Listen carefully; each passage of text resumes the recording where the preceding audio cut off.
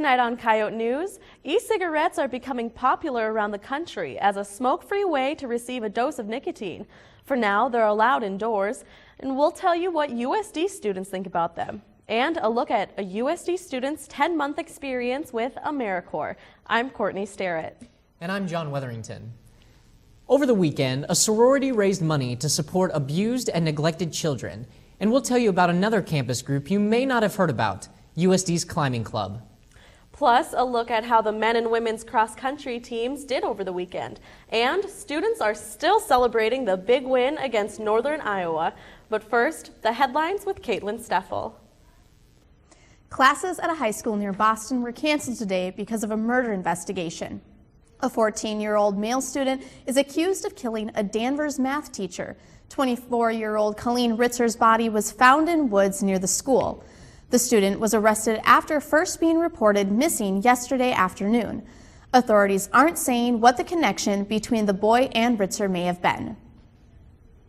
Student conduct policies are being strengthened and more cultural sensitivity training is being implemented following a racial incident that occurred during the Dakota Days Parade.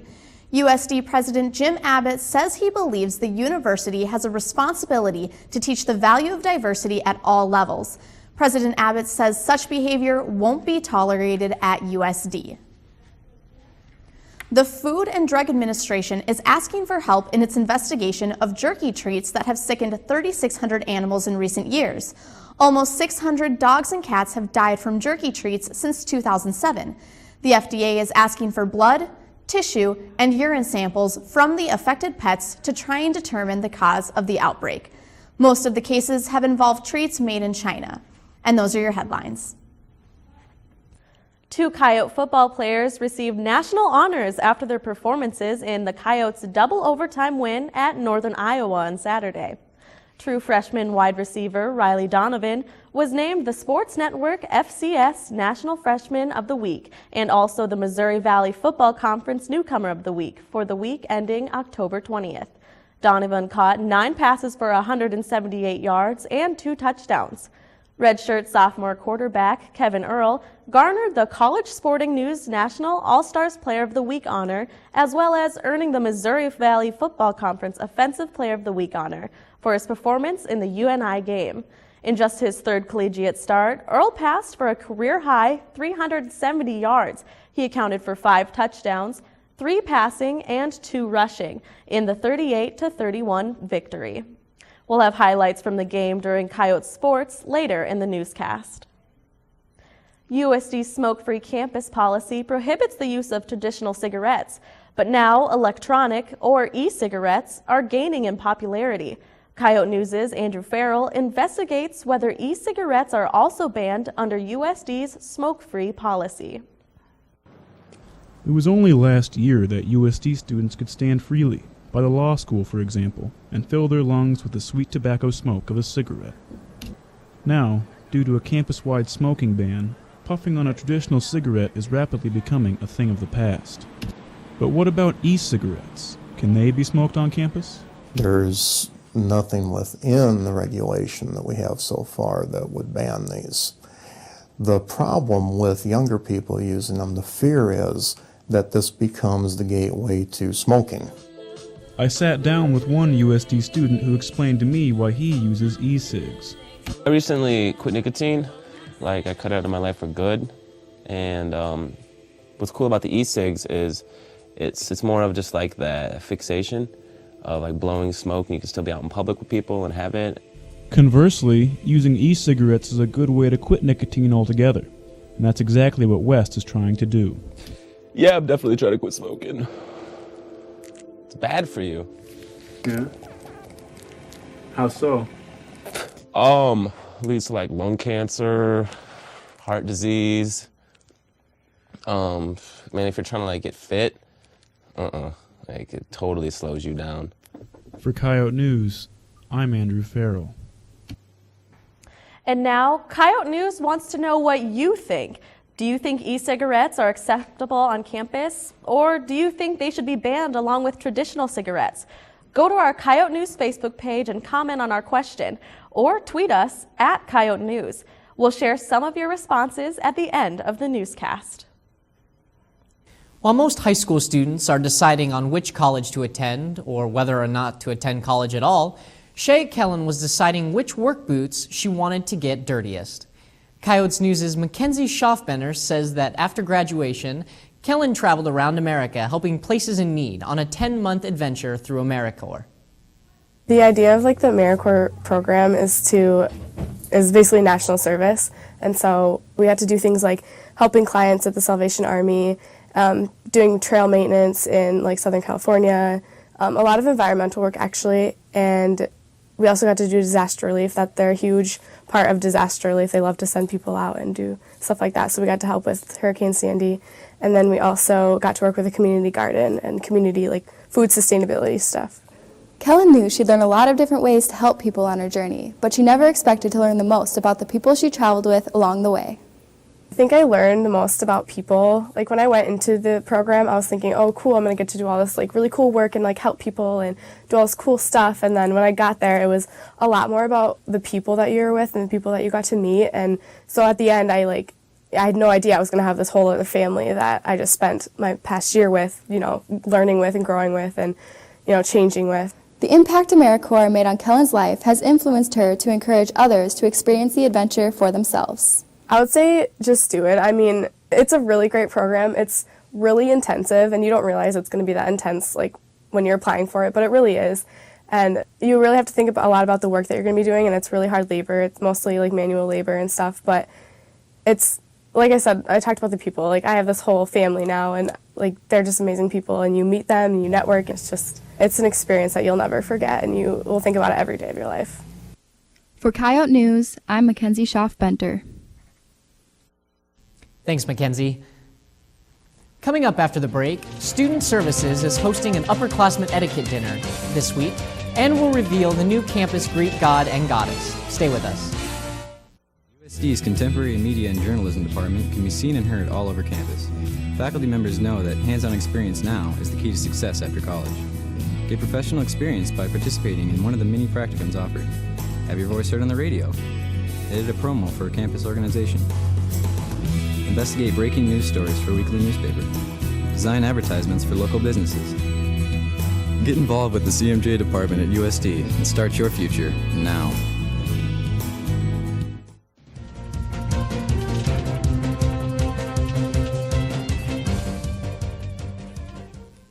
Last week was Greek Week at USD, during which the fraternities and sororities competed in various events. The final event of the week was the Greek God and Goddess competition. It was held at the Eagles Club in downtown Vermilion. Students watched as representatives from each chapter competed for the titles of Greek God and Goddess. 3 judges determined the winner based on their body, dancing, and overall performance. Dawson Baker from Sigma Alpha Epsilon earned the title of this year's Greek God. Try to keep myself disciplined and stay in the gym as often as I could. Try and eat right. Abbey Pharis was named Greek Goddess and offers advice for anyone considering competing in the future. Just be confident, be you, and have fun with it. Pharis is a member of the Alpha Phi sorority. This week, Student Services is hosting an upperclassmen etiquette dinner at the Old Lumber Company. The dinner includes a cocktail and networking opportunity at the beginning of the event, as well as a multi-course meal with etiquette instructions throughout. The dinner is free, and students are encouraged to wear at least business casual attire. It takes place tomorrow at 6 p.m., and seating is limited to the first 200 students. As cold weather approaches, students may be tempted to stay in their warm dorms rather than venturing to the muck. But Student Services is providing a variety of ways for students to take a break from studying. One of the activities they promote is Bingo in the Muck. Lately, the game's popularity has increased among students. B13. Bingo specifically, we've been doing once a month, but I have programs about once a week. We're doing open mic night, karaoke, and trivia nights too, and we're spreading them one a week. Coyote News found out how students feel about activities in the muck. Well, it's always a lot of fun. There's a chance to win prizes, and it's fun to hang out with some friends. I've just been studying a lot and I just want to come out and, relieve some of the stress, relax, have fun. Definitely. I'd love it if they had it more than once a month, too. I like it. It's fun. It's a relaxed environment. Bingo is like magic, though. Everybody loves bingo, so we're just going to keep doing it until people stop coming, I guess. The USD homepage has a full listing of all the muck activities. On this week's blog, Chuck Gresser disagrees with the theory that violent video games lead to increases in violent behavior. I've heard a lot of talk the last couple weeks about the effects of violent video games on our culture and on the behavior of those playing them. But come on, everyone knows the old people are just taking another crack at us young men and boys. The debate's been rekindled since the release of the new Grand Theft Auto 5. It's the highest-selling entertainment product in history. Not just video game, the highest-selling entertainment product ever. It's got social scientists, psychologists, and old women in general screaming in the streets for an act of divine intervention to rid our planet of these demon spreader video games. Well, just like when the last 4 Grand Theft Autos came out, and just like when Halo 1, 2, and 3 all made their debuts, and just like the rage of the Call of Duty franchise, we still don't have a significant increase in the violent crime rate. Everyone's so ready to assume, because of the mass media and digital media technologies always highlighting shooting massacres and bombings, that violent crime is increasing.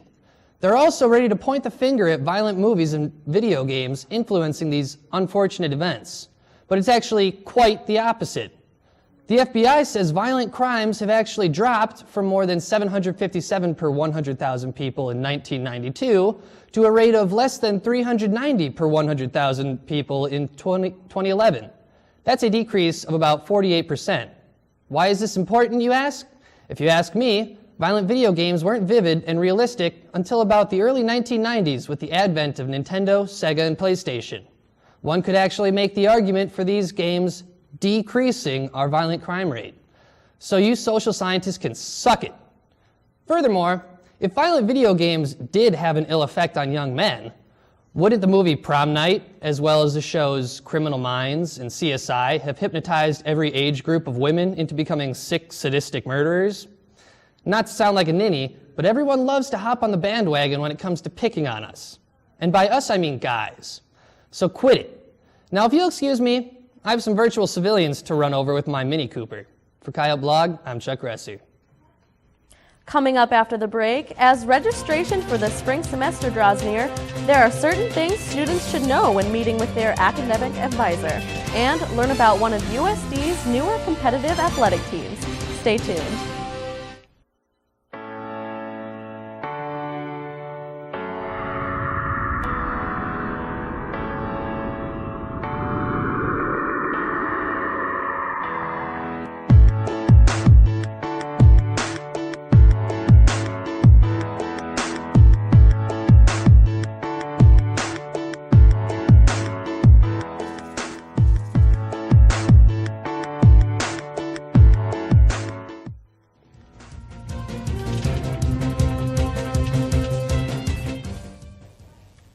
Colors were running Saturday at the second annual Colors for CASA 5K run. The race is the first of 2 events hosted by Kappa Alpha Theta to fundraise for COINT-appointed special advocates, or CASA. Runners from across the region turned out for the Color Run to show their support for the charity. Basically, what a CASA program does is train advocates, and these advocates go through hours upon hours of training, and the money we raise is what helps them go through their training and be able to afford it, to teach them like the law and everything, because they stand for the children going through the court system. So CASA just makes sure that they find a good, safe, and healthy home. Color runs are meant to be an exciting and a fun way to raise money and awareness for a cause. But some think color runs are nothing more than a fad, and the message gets lost in all the extravagance. I think that color runs definitely raise awareness just because they're so colorful. We kind of paint the town as we do it. And then everyone does wear shirts that say CASA, which is what we raise money for. They not only can see CASA and that's kind of dragged around, but also just the fact that the color's everywhere and we kind of take over the town for a couple hours. If you missed the event but would still like to support CASA, Kappa Alpha Theta plans their annual catwalk in the spring. On October 28th, students start to register for spring 2014 classes, but first, they need to meet with their academic advisors. Coyote News' Kathleen Surrey is live in the muck with the Academic Career and Planning Center's director, Steve Ward. Kathleen? Thanks, Courtney. Academic advising is well underway, and we're here to find out what students need to know for a successful meeting. Thanks for being with us today, Steve. My pleasure. Now, how should students prepare in order for their meetings to go as smoothly as possible? Well, I think every student needs to look at what classes that they've taken so far. The Academic Advising Center or Academic and Career Planning Center has a site on the portal to let students see their general education requirements and major requirements on catalog.usd.edu, so students can prepare that way. Again, their advisors are always going to be ready and prepared to talk with them about what they've taken so far, so they can also rely on their advisor to be ready as well. Now, can you briefly explain the STARFISH system to us? STARFISH has replaced early alert and midterm deficiencies, so it's the same thing as that, except it's a little bit more specific. So in the past, students would just get a deficiency and they really didn't know why they were getting a deficiency from a professor.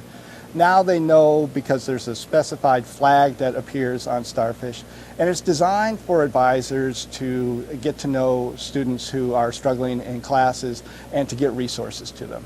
All right, thank you so much for talking with us today. My pleasure. Once again, that was Steve Ward, Director of the Academic Career and Planning Center. And live from the muck, I'm Kathleen Surrey. Thanks, Kathleen. The Wellness Center is home to a wide variety of workout equipment, exercise classes, intramural sports, and even a rock wall. On this week's Yote Report, Jilanne Doom takes a look into the increasing popularity of rock wall climbing at USD. Since the opening of the USD Wellness Center, students have been using the facility for many types of fitness activities, and one of these activities has grown beyond just a pastime. The rock climbing scene at USD started just a few years ago with a club, but has evolved into a sponsored competitive team. Members of the Climb USD Club felt the need for a separate group that trained specifically for regional competitions in the Collegiate Climbing Series, or CCS. Under Coach Eric Wiedenman, a USD graduate student, the climbing team began morning and weekend practices this semester. I think with this team, we'll have a much more established group. With regular practices, we'll be much stronger than we were last year, and I really think that we'll be able to dethrone SDSU from their two-time championship. The team is already making a national splash with recent news that the climbing company Mad Rock California will sponsor them. USD's team is the first collegiate team to earn a Mad Rock sponsorship.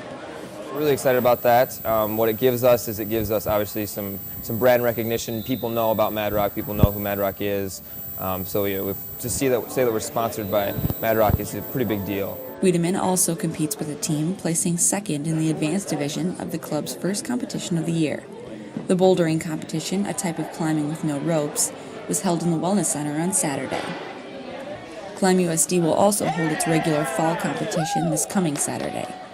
Though the CCS competition season doesn't start until the spring, some competitors come from these rival schools, including climbing powerhouse SDSU.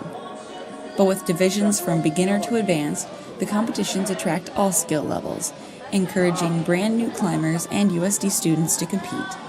For the Yote Report, I'm Jilanne Doom. Thanks, Jilanne. Coming up after the break, the women's cross-country team brought home a title over the weekend. The volleyball and football team were also winners, and SDSU football lost another one. Stay with us.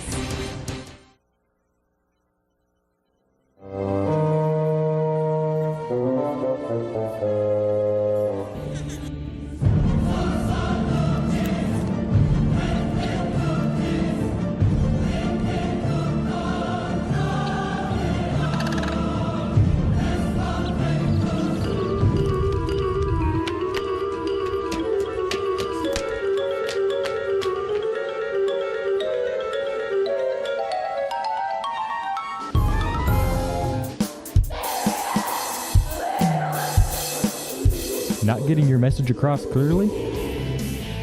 Contact Kyle Creative for all your promotional needs.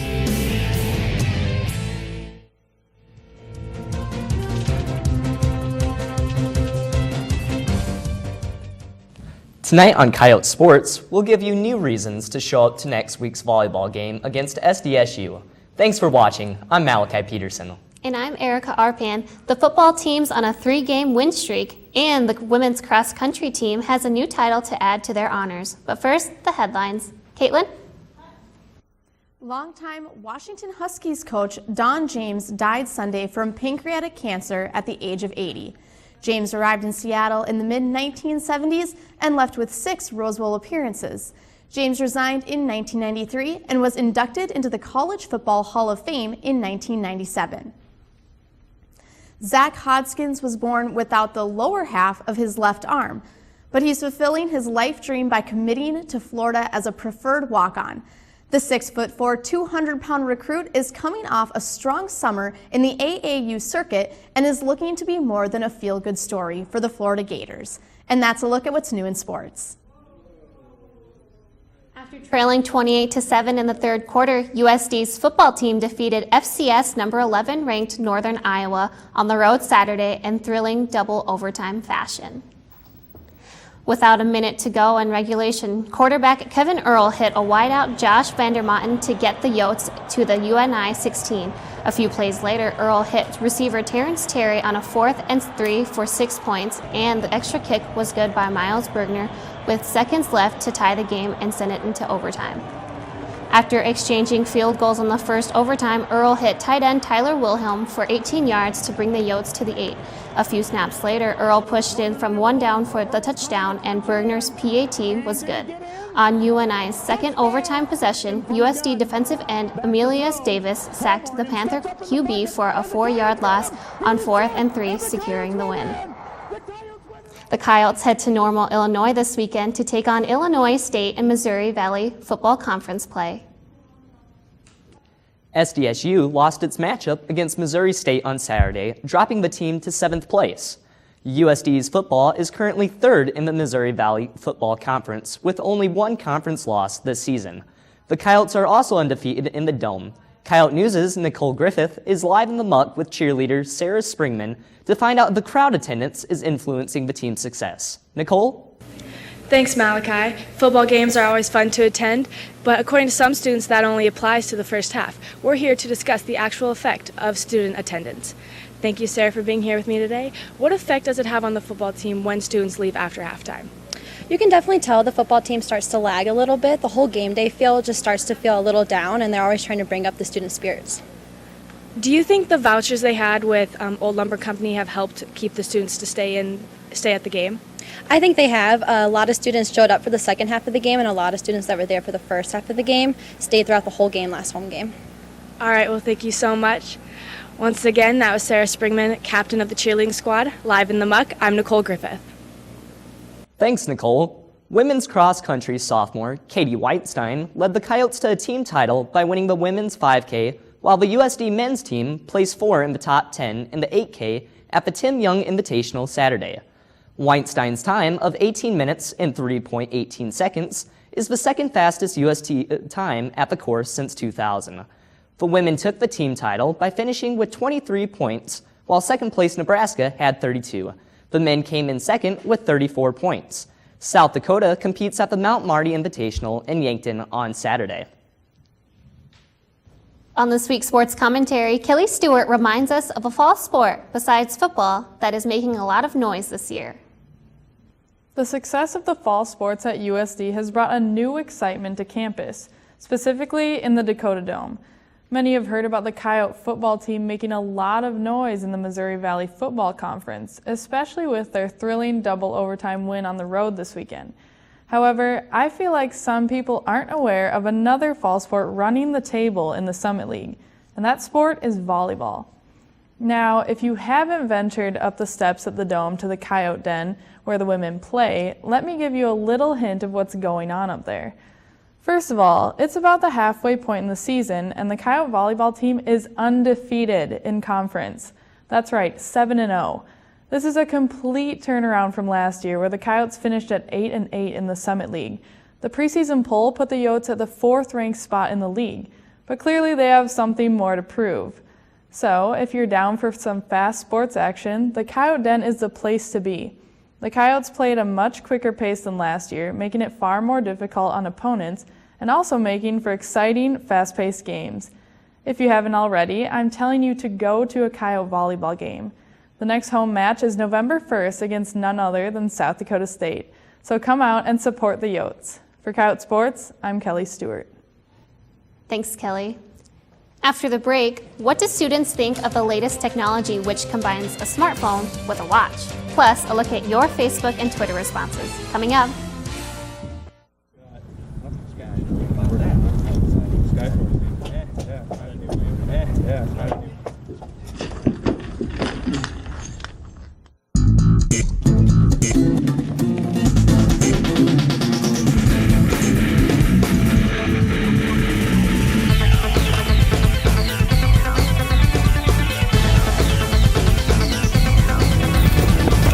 Excuse me, ma'am, what is this? Obstacle course training. It's how we prepare our staff to get you the news first. Not bad. The Volante, first to the news, first to you. The student's voice for 125 years.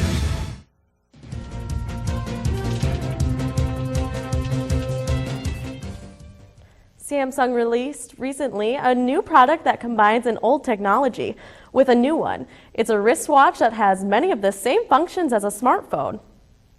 On this week's Out and About, we asked students what new features they think the Galaxy Watch will have. If I could just press a button and talk while the watch is on my wrist, that'd be pretty cool. It's going to have like a little, alarm clock, just like your standard Walmart watch. I think it'll have Bluetooth features so that like your music can sync up to speakers and you can answer phone calls. I really have no idea. I have never heard of that. I actually don't know anything about it. I actually haven't even heard of the Galaxy Watch yet. I don't even know what that is. Basically use it just like a phone. More than likely, I would say it's going to have a clock device that tells time. You can call people on it. I know that you can call from it. I have no idea. I haven't even heard of it. I lose my phone a lot, so it helps me find my phone. I looked into it. I think it's legit. I'm not even sure what it is, actually. Maybe like the weather. What features do you think the Galaxy Watch will have? What the is that?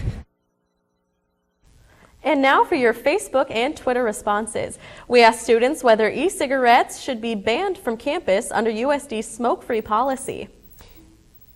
Dan Boer says that there's no real risk of secondhand smoke because everything is water vapor and it doesn't smell like regular cigarettes. Josh Messner says that's ridiculous. Next up, no breathing on campus sidewalks. And William Lewis says, this is America. No. Thanks for your responses. Be sure to check our Facebook and Twitter posts next week for the weekly question. A new copy of the Volante hit newsstands today. Be sure to pick up a paper to read about a new course being introduced next semester that will improve students' financial literacy and how to be smart with their money while in college. You can read that story and many others online at volantonline.com. A Nova Scotia woman is searching for the wedding ring her grandfather traded for a pint of beer more than 60 years ago. Natalie Alders says her grandfather claimed to have lost his wedding ring down a drain while performing kitchen duty during his military service in the 1950s. The Canadian Broadcasting Corps reported today that after Alders' recent wedding, her grandfather revealed that he had traded it for a pint of beer during a 3-day weekend binge. Alders says she is now hoping to track down the ring and return it to her now 80-year-old grandfather, who is still married to her grandmother and has given up drinking. That's all for Coyote News. Don't forget to like us on Facebook and follow us on Twitter so you can respond to our questions each week. Have a great night. We'll see you next time.